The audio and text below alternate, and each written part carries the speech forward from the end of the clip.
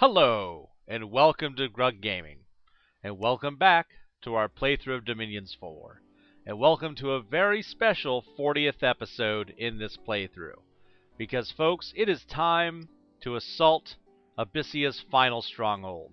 Not only that, but I have figured out that our terrible tactical error was due to a single misclick.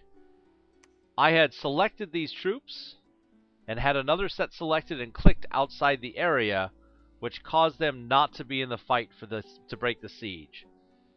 So with that figured out, and this assault set up, I will go ahead, make sure we have our background recruiting done, and then we will return to watch the assault on Abyssea. Talk to you in just a moment. And boy, folks, do we have huge results from that turn. Let's take a look through them. So I went ahead and summoned another Mound Fiend, because I thought we'd need to be casting more undead and summoning more. There was a battle in Helheim. We were attacked in Helheim by Femoria. It was a ghoul and some other ghouls. This is going to be that spell that you can cast to make undead rise up in a province. So our province defense held that off. There was a battle in Sefecte. This is us charging forth from the castle. Let's see how that turned out.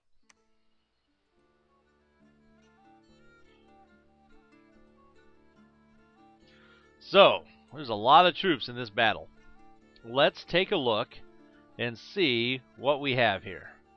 We've got our undead group. We have got, oh, better zoom in for this. Some of the Fomorian troops that we enslaved their minds. Our mages. This does not look like all of our mages. I don't know what's happening, but that doesn't look like all of them. And we have more of those water elementals against that same just hodgepodge group of all kinds of different troops from Femoria, including, are these druids on the front line? They've decided to put their magicians, their druids, out in the very front. So it'll be interesting to see what happens. Let's go ahead and zoom out and watch this battle take place. I also changed it so that we'll just cast Pillar of Fire more and more. The fireballs are inaccurate. I don't care if I lose Long Dead to the Pillar of Fire being cast too close to our own guys. Not worried about that. So I switched it over to be that spell. So here we go. We should start seeing the Pillars of Fire any second now. Our Long Dead are finally meeting the enemy up here. Oh, there it goes. That's beautiful. I think we honestly took out quite a bit, and now that we've caused fire... Oh, of course, these guys are fire resistant. That's how that always works. That seems to be the way things go for us. What in the world? Ah, these are terracotta soldiers. Let me find them here. These are summoned creatures. Again, a lot of this army is summoned creatures that we're seeing from Femoria. So we didn't count on them, but I think we'll still do enough damage with that spell. Our wall of undead is holding. As long as the Bane in the back doesn't die, we don't have to worry. Looks like one or two of these guys didn't get the message. It's okay. We're pushing forward. Anytime we go from left to right, it's good. Right to left is bad, folks.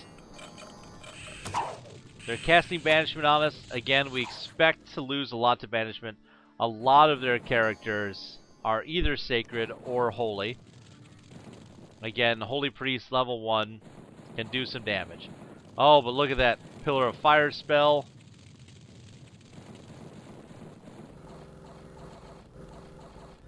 And then on top of that, our undead are chewing through them.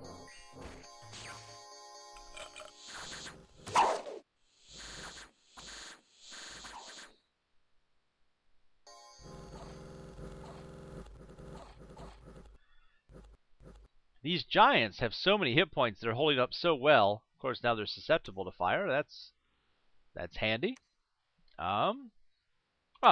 So they have so many hit points on those giants that they just are not dying very quickly. Get back in here. Well, the good news is we don't have to worry. Our undead will hold up. They do have a couple dispossessed spirits. Because they're ethereal, they'll be hard for us to hit. Our Pillar of Fire spell is doing work in the back there.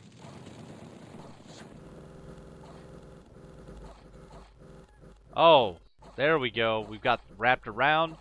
And now we can get into their back flanks. I think some of these troops are already running. Oh, yes.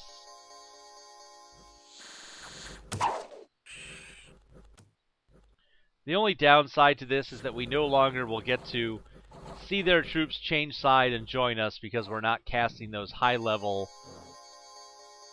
astral spells. Now we're getting into the second wave of their troops. Ooh, we got our guys all the way up here already? We have. We've broken through their lines. Their armies are routed. They're running. Now it's just a matter of some troops won't run because they're undead, and we'll have to fight them to the death. But the rest of their troops are running. Let's take a look and see how we did. All right. So, out of our 710 units, who should have showed up last time but didn't, we only lost 167 long dead horsemen. That is great. Those are what those long dead horsemen are there for. And let's take a look at what... Oh, look at the numbers. Look at this. So 167 long dead horsemen made to die for us. And they lost a magus, like an all-around mage. They lost a sorceress, 2 champions, 1 druid, 2 more druids here. And then just scores and scores of troops. In fact, huge numbers of troops. 359 with their 510. That's going to cause huge issues for them. And then we had our battle on the Fortress of Abyssia. Again, let's watch this long battle. So we have, again, our mages here. These guys are in communions. I took our couple captured dudes and put them down here so their fire didn't affect our troops. Now we have a few more of their captured guys in front and a huge block of troops just set to attack. On their side, all of these summoned fire snakes. We have Belka Khan, the anointed of Ruax. Their prophet has got to be in here somewhere. Let's find him. Nope. What is this? Fiend of Darkness. Another summoned demon. Wow. Oh, here we go. We haven't seen him all game, and now we finally get to look at him. If we remember so far, when we were fighting against Bertios, they had that lion ant god thing that was a problem. When we fought against Helheim, we were fighting against Narzaruth, their terrible lich that was leading that country. Well, here is Quos Quan, the great sage, and this is the pretender god for Abyssia. Let's take a look at him. A couple magic items. Nothing there is real great. But he's what's called a rainbow. That means he has a huge number of magical paths. So look at this. 7 fire, 2 air, 6 earth, 2 earth, 6 water, 6 astral, 6 death, 2 nature. Huge amount of magic. Causes fear. Look how much research he does a turn. Gives a supply bonus. Is an adept researcher. Oh, just impressive all around. But not made for combat. The one thing is, with all of these spells, that means that whenever they would bless a troop, let's see if they can find someone sacred like this guy here. Look what he's getting. +1 morale, +3 attack skill, +3 defense, +2 magic, extra 7 hit points before he can die. That is amazing. I am surprised, though, that none of these guys is the there's the prophet. Casbiel the prophet is right here. So we're going to want to watch him and their god. Let's zoom out. Oh, get centered, and let's watch this battle happen.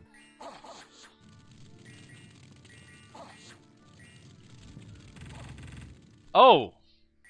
So all of these troops can fly. And this is why we wanted to have all of our mages surrounded by our own troops, because these guys flew right to the back, and if we didn't have these guys protected, they could be being attacked right now. But we don't have to worry because of all of these elementals.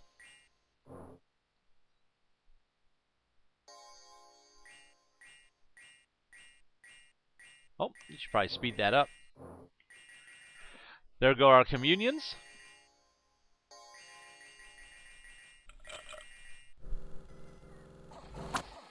Oh, those flying troops didn't last very long. Now it's just a wall of fire snakes and a couple fire elementals.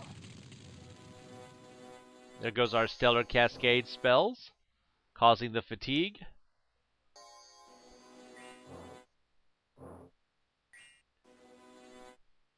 Back here, the Prophet and Quosquan himself are kind of hiding out.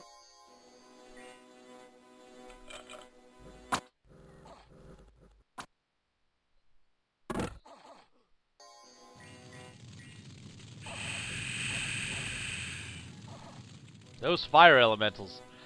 Glad we didn't have to fight more of them. Look at them. They're just causing all kinds of damage. Our troops are on fire. It looks like they've wiped out all the Abyssian troops that we had set to the front of the lines. Zoom in here. Yep, all the Abyssian troops are dead. We have those flying serpents. If you remember these, the serpent fiends flying into our back ranks trying to attack us. Thank goodness we have so many troops. Oh no!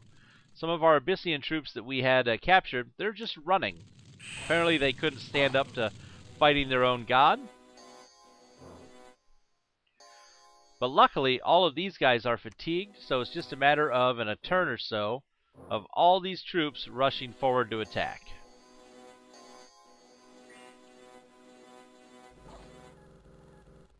There they go.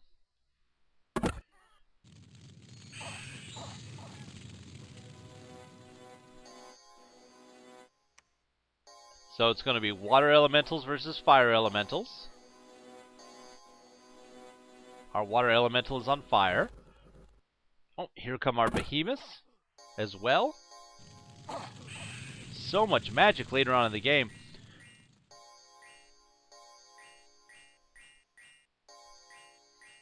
These are unuseful spells, mages. This is not helping us win. We're starting to cut down the fire elementals here, even though, oh, they're setting us on fire, which is never useful for us. Looks like Quosquan and his prophet Casbiel are still back here. Ah, we broke through, finally. Still have a couple warlocks, but they're starting to run.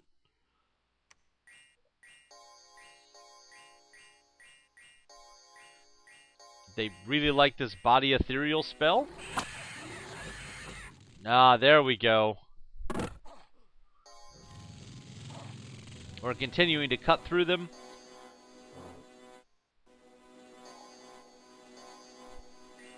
Oh, he's right there. Let's get to him. Come on. Oh. Come on, he's right there. Let's get him. Get him. We're back to enslaving mind. Seeing if we can take over some of their leaders here.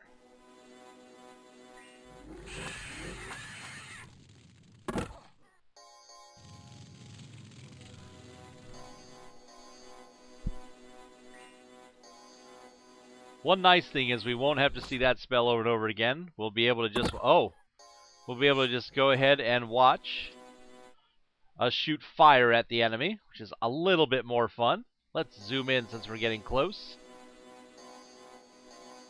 Did we take him over finally? I think yes. You'll notice that he lost all his magic spells.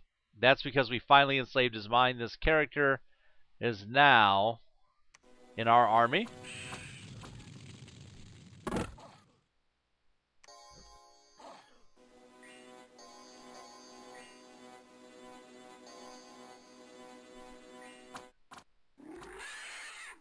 I don't think we enslaved his mind. I think, oh, no, we got him. So he is now part of our army as well, too. We now have their prophet and Quoskon, their god, right here. What is this? We have a sea troll. Or do they have a sea troll? Is he going to get eaten by an elephant? Oh, tell me he's going to get eaten by an elephant.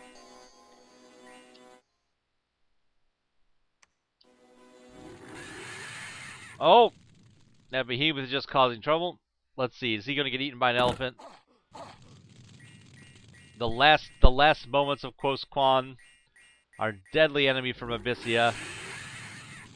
Nope, he dodged.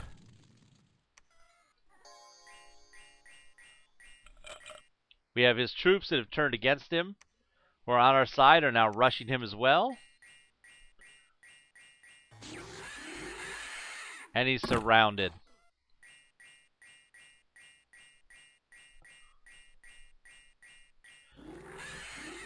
Come on, folks. We took Helheim. We can take Abyssia.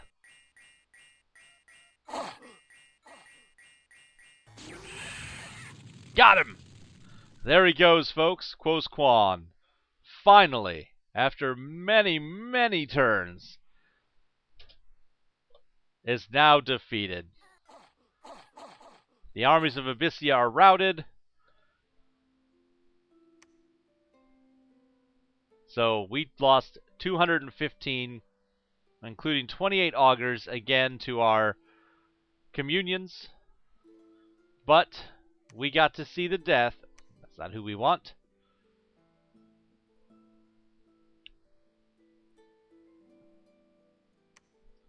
Of Quoskon, the Great Sage. What a great battle that was. And we even gained a huge number of his troops.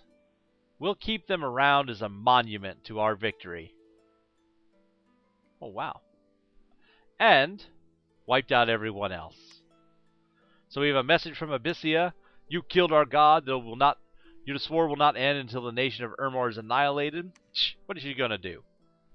There's a deathmatch competition in the arena. No one cares. No one's going to the arena. We're too busy killing gods over here. We have an unexpected event in Aglivania. Misfortune +3. A vengeful crone has cursed the land. Probably a worshipper of Quoskon, angry at what's happened. A barbarian horde is unexpectedly attacked and pillaged a province. Again, more followers probably of Quoskon. Here we've taken them out. That'll show them. There was a sneaking enemy, a shadow imp, trying to flee the fall of his god. We caught him and killed him too. And Quoskon, the god of Abyssia, has been permanently vanquished. At the end, he did not rule a single province, and he now has nowhere to return. But folks, that's not all that's happened. Look at this. Shadfoth, the god of Pelagia, has been permanently vanquished. At the end, his dominion did not touch a single province, and his life force died with his dominion. So while we were fighting Abyssia... Oh, wow. While we were fighting Abyssia in the south... Sorry, I'm just flabbergasted at what I'm seeing. While we were fighting Abyssia in the south, Vamoria was fighting Pelagia and destroyed their god. This has left us with an amazing opportunity, folks. If we can quickly march through these territories to take this, and this, and claim these thrones, we can win this game. It's a matter, though, of getting Bob. Oh, where are you at, Bob? Bob, you were supposed to be moving, and we haven't moved you for several turns. Not Bob, Dahuna. I'm getting my prophets mixed up here, folks. Where's he at? Gotta find him. There he is. Dahuna, you need to get a move on, buddy. Because we need to get you up so you can take over those thrones. And same with Tarkon. Oh, Tarkon, where'd you go? You're around here somewhere.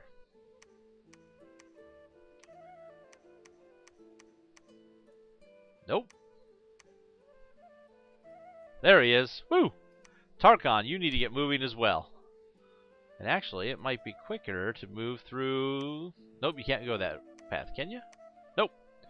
So Tarkon is going to have to move with Tahuna south so that we can get them together and start moving them north to take these thrones. With just us and Femoria left on the map, we'll be coming up with our strategy to defeat Femoria and win this game on the next episode of Gaming with Grug. Thanks very much for joining us, folks, and as always, we hope to see you soon.